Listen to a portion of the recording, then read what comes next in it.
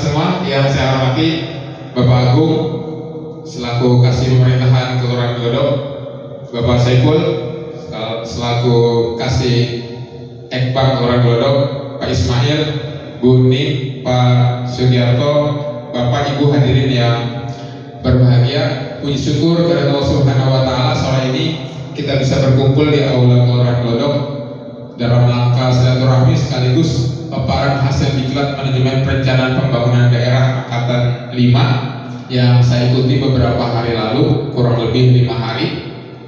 Hari ini coba saya sampaikan beberapa hal yang sudah saya dapatkan terkait perencanaan pembangunan daerah. Yang pertama perlu kita garis bawahi di pemerintahan daerahnya itu sendiri sebelum kita melangkah ke perencanaan pembangunannya. Untuk otonomi daerah itu tertera pasal 18 Undang-Undang Dasar 1945 yang mana NKRI itu dibagi atas daerah-daerah provinsi dan daerah provinsi itu dibagi atas kabupaten dan kota. Ada yang tahu berapa jumlah provinsi di Indonesia? 27. Pak Ibu? Semuanya PPSI di sini. Iya, 38. Next, pemerintahan daerah. Nah, pemerintahan daerah ini ada dua komponen. Yang pertama itu pemerintah daerah yang dikepalai oleh gubernur atau kota wali kota ataupun bupati kalau di daerah lain selain provinsi DKI Jakarta, dan berdampingan dengan Dewan Perwakilan Rakyat Daerah atau DPRD. Jadi pemerintah daerah ini adalah kepala daerah sebagai unsur penyelenggara pemerintahan daerah yang memimpin pelaksanaan unsur pemerintahan yang menjadi kewenangan daerah otonom, yang mana kita di Jakarta pemerintah daerahnya dikepalai oleh gubernur, yang mana nanti pemerintah daerah ini bekerja berdampingan atau bersetara kerjanya dengan Dewan Perwakilan Rakyat Daerah. Selanjutnya, nah ini kemitraan kerja yang sejajar. Jadi kepala daerah dalam hal ini gubernur dan DPRD, mereka secara kemitraan kerja ini sejajar. Dan mereka dibantu, untuk kepala daerah dibantu sekretaris daerah, dan untuk DPRD ini dibantu oleh sekretaris dewan, yang mana sekretaris dewan ini bertanggung jawabnya secara teknis operasionalnya kepada DPRD dan secara administrasinya bertanggung jawab kepada sekretaris daerah. Selanjut, ini kemitraan kerja yang sejajar antara kepala daerah dan DPRD, di mana persetujuan bersama dalam pembentukan perda, persetujuan terhadap kerjasama yang akan dilakukan pemerintah daerah, dan kepala daerah nanti menyampaikan laporan keterangan pertanggungjawaban kepada DPRD, dan berikutnya itu rapat konsultasi DPRD kepada kepala daerah secara berkala untuk bentuk lainnya sesuai dengan ketentuan perundang-undangan. Pembangunan, tadi kita sebut pembangunan. Di sini secara umum pembangunan itu sebagai usaha untuk mewujudkan kemajuan hidup berbangsa. Bila dikaitkan dengan konsepsi bernegara NKRI, tujuan akhir pembangunan Indonesia adalah terwujudnya kesejahteraan masyarakat yang berkeadilan, di mana konteks pembangunan daerah sesuai Undang-Undang Nomor 23 Tahun 2014 sebagai wujud implementasi urusan pemerintahan daerah. Ini konsep pembangunan.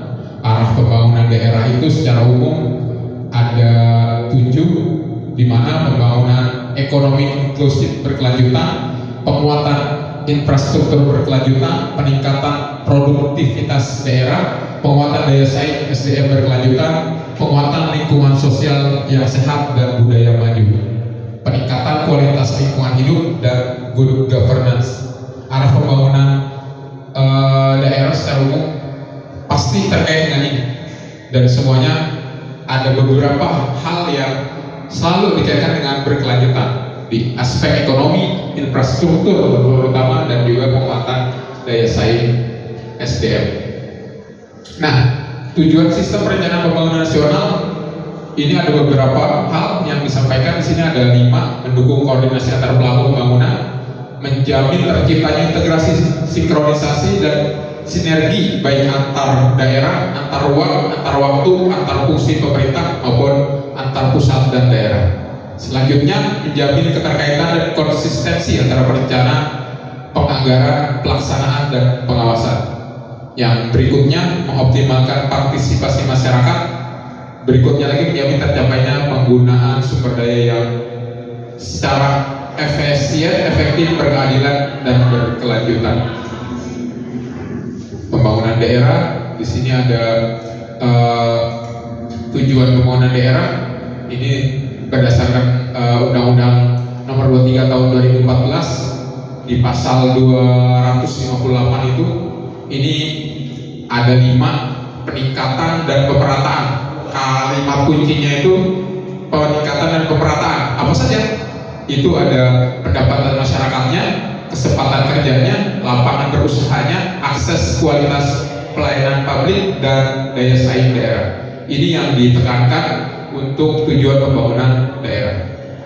Jadi pembangunan daerah adalah merupakan suatu perwujudan dari pelaksanaan urusan pemerintahan yang telah diserahkan ke daerah dari bagian integral dari pemerintahan pembangunan nasional. Jadi pembangunan daerah itu pada prinsipnya tetap mendukung dari perencanaan pembangunan nasional. Baik, di sini tadi yang bahkan dari yang sudah di slide sebelumnya seperti ini. Di sini target pembangunan nasional itu pasti kontribusinya dari kementerian atau lembaga ditambah provinsi plus kabupaten. Jadi ada sinkronisasi dan harmonisasi koordinasi teknis. Nanti dikoordinasikan Kementerian Dalam Negeri dengan Menteri Bidang Perencanaan. Nanti untuk target pembangunan provinsi itu kontribusinya tetap antara provinsi dan kabupaten.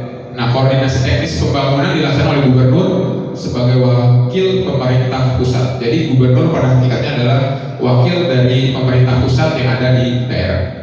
Semuanya mendukung dan mewujudkan pembangunan daerah seperti tujuan pembangunan daerah yang di slide sebelumnya ini, yang mana semuanya terkait peningkatan dan pemerataan, baik itu pendapatan masyarakat, daya saing daerah, kesempatan kerja, lapangan berusaha, dan akses kualitas pelayanan publik.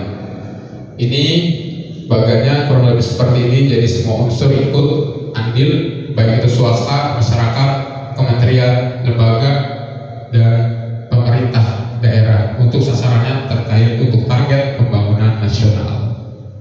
Di pembangunan daerah, ciri pembangunan daerah diperuntukkan untuk masa depan, dibangun di atas asumsi logis, dinamis, menyesuaikan lingkungan, mengutamakan kinerja tertinggi yang direncanakan, pengendalian evaluasi sebagai upaya mendekatkan target rencana dengan realisasi capaian. Jadi pada hakikatnya ciri pembangunan daerah itu diperuntukkan untuk masa depan, dibangun di atas asumsi yang logis. Berikutnya, manfaat perencanaan bagi pembangunan. Semua perencanaan pada hakikatnya sebagai upaya sehingga apa yang akan direncanakan itu efisien, efektif, sumber daya yang akan digunakan, memaksimalkan hasil pembangunan, akuntabilitas pelaksanaan pembangunannya. Di sini visi RPJPD 2005 sampai 2025 ini, Jakarta Ibu Kota Negara Kesatuan Republik Indonesia yang aman, nyaman, sejahtera, produktif, berkelanjutan, dan berdaya saing global. Saat itu peringkat 74 Global City Index-nya, masih kalah jauh mungkin dibanding negara-negara Asia Tenggara yang lainnya. Sedangkan visi RPJPD 2025 sampai 2045, Jakarta kota global yang maju, berkeadilan, berdaya saing, dan berkelanjutan. Harapannya nanti kan kota 20 Global City Index. Di sini di 5 tahun pertama 2025 sampai 2029, perbaikan fundamental, 2030-2034 ini transformasi ekosistem global, 2035 sampai 2039 ekspansi global. Nanti poinnya di tahap 4 ini 2045 ini bisa perwujudan kota global. Harapan seperti itu. Ini ada 7 game changersnya RPJPD. Ada transformasi Jakarta menjadi pusat keunggulan sampai reformasi tata kelola menuju kota global yang berdaya saing. Harapannya kita semua bisa siap ke sana. Ada pertanyaan? Enggak ada? Cukup sekian, terima kasih. Billahi taufiq wal hidayah. Assalamualaikum warahmatullahi wabarakatuh.